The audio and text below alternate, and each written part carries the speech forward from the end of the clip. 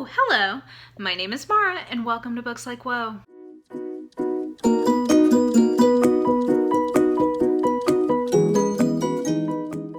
Okay, I think this will be a fairly quick video, but I thought I would just run through some authors I haven't tried yet. I was inspired to do this by a makeup video that Georgia Harris and Makeup Struggles did, a little collab that they did about makeup brands that they hadn't tried yet and some of their reasoning why. And I thought, oh, maybe I could do that with authors. So I'm gonna run through these pretty quickly.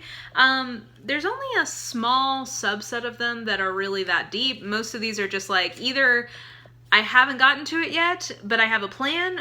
I haven't gotten to it yet. I don't have a plan to get to it yet. That's sort of like how I'm thinking about most of them. And then there's a couple that I've just put definitively on sort of like a no-fly list, and I'll tell you why. So yeah, let's just get into this. Got my little sticky note. So starting with the people who I have not read yet, but I own a book of theirs that I plan to get to sometime in, let's say, the next 2 years. The first one is Catherynne M Valente. I have a book of hers called Radiance that just really intrigued me premise-wise. She's someone that I'm almost completely certain I'm going to love just based on the way people talk about her books and her authorial voice. I just haven't gotten around to it yet. So she's definitely one on that category. Brandon Sanderson, he's somebody who I've listened to his podcast for a very long time, his writing podcast. And I now own the original Mistborn trilogy. It's up there somewhere. Yeah, so I have his books and I expect that I'm going to like them. So I just need to sort of carve out I think I need to get through some of the current series that I have going, and then I'll probably try to get into him a little bit more. Similarly, I think for the next two, Leigh Bardugo. I now own the entire Grisha trilogy and Six of Crows and Crooked Kingdom.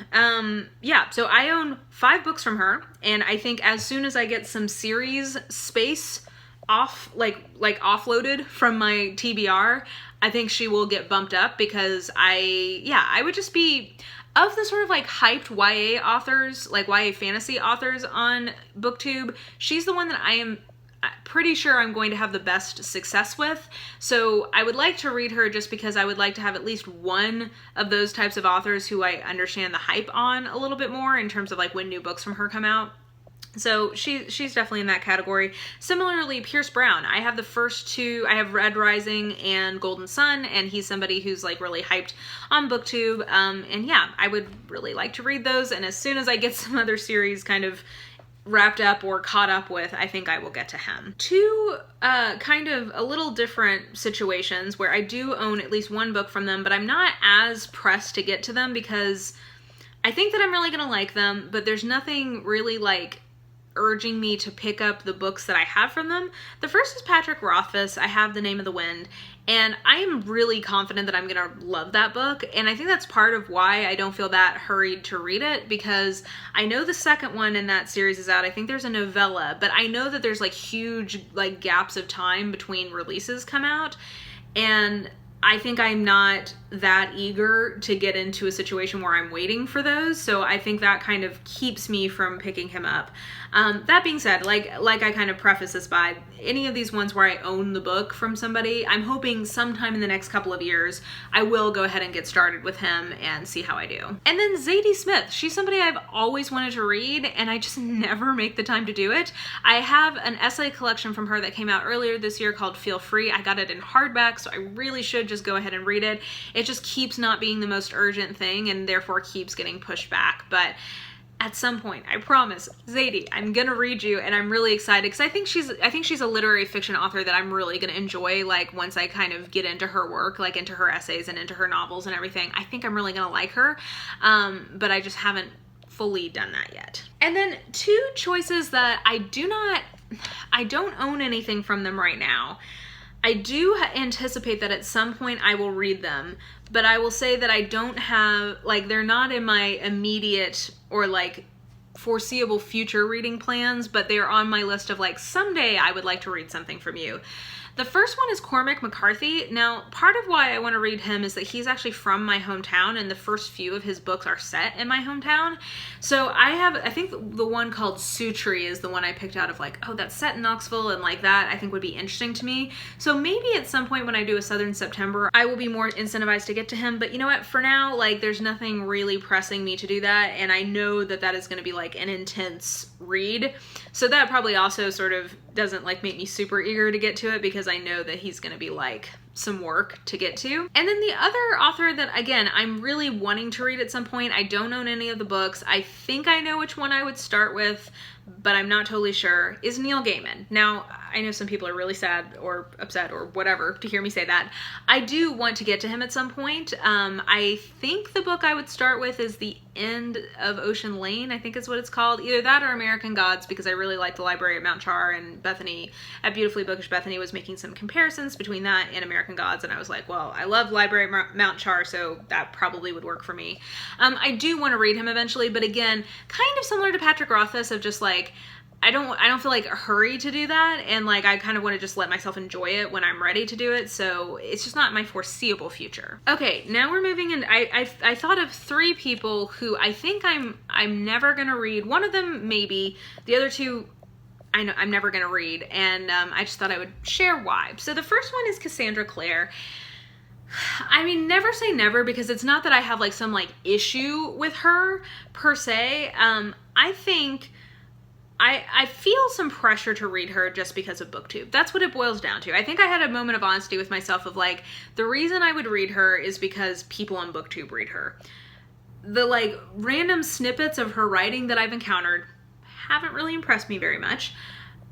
When I've read the synopsises for her stuff, it doesn't really intrigue me that much. Her fans are awful intense, and if I didn't like it, I don't know that I would want to deal with that. And I just don't think that of the YA fantasy like go-to authors that are popular on BookTube, I just don't see her being necessarily the one I would have the most success with. So I think for now, I've decided that she is an author I've never read, and I think I probably won't read, barring her. I think the only thing that might induce me to do that is if she leaves this entire kind of like Infernal Devices, Shadowhunters, like if she leaves that world behind and does something entirely new, and like I could start entirely from the beginning with her, I might consider it at that point. If it was like a new release kind of a thing, like she's starting a brand new series that has nothing to do with anything that she's ever written before, like maybe at that point I would think about it, but like I just think I have so many other things I want to read, and if the only reason that I'm feeling pressure to read her is because other people are reading her, I just don't think that's a good enough reason. And then 2 authors that I'm gonna go ahead and put on my no-fly list. One is for content reasons, one is just for personal, like who they are reasons. Orson Scott Card, I've never read anything from. I don't think I ever will. It's sci-fi, which is not my #1 genre. I've just seen some things he said that like I'm not cool with, and yeah, I'll just leave it there. I haven't read him, and I don't really see myself ever reading him. Another one I'm going to put on my no-fly list for content reasons is Coleen Hoover. Now, here's the thing. I don't know that Coleen Hoover is any more egregious than some of the things that I've read already. Like, some of the criticisms I've heard from her, and my favorite ones are from Insane Reader. I'll link one of his videos on her below. It's awesome. But some of the criticisms are the same things that I criticize some books from someone like Kristen Ashley about. But I think I used to hear like, oh, Coleen Hoover is awesome. She's the best. She's everything. Like, you've got to try something from her. And I think I actually I think I got one of her books for free. And I thought, oh, well, someday I'll read that. And I think I've just definitively decided I don't need to. Like, I've heard enough problematic things about her plots. And frankly, they just sound way angstier than what I personally like in a contemporary. So I just think that there's no reason for me to feel pressure to read her, even though she is a very popular BookTube author. Like, I just think I'm going to put her on a no-fly list. I don't really see myself reading anything from her. So yeah, those are just some authors that I've not tried yet, kind of why, and the degree to which that might change in the future. I'm not sure if this is interesting, but I just thought I'd put it out there. I'm essentially, by doing this, I'm opening myself up to criticism and people attempting to persuade me to change my mind about something, so that will be fun. But anyway, I just thought I would share this with you guys. So yeah, I think that's it. If you enjoyed this video, please like, subscribe, follow me on the social medias if you are so inclined. I have all that information listed in the description box below. And I think that will do it. I hope you're having a really great day, and I will just talk to you soon. Bye.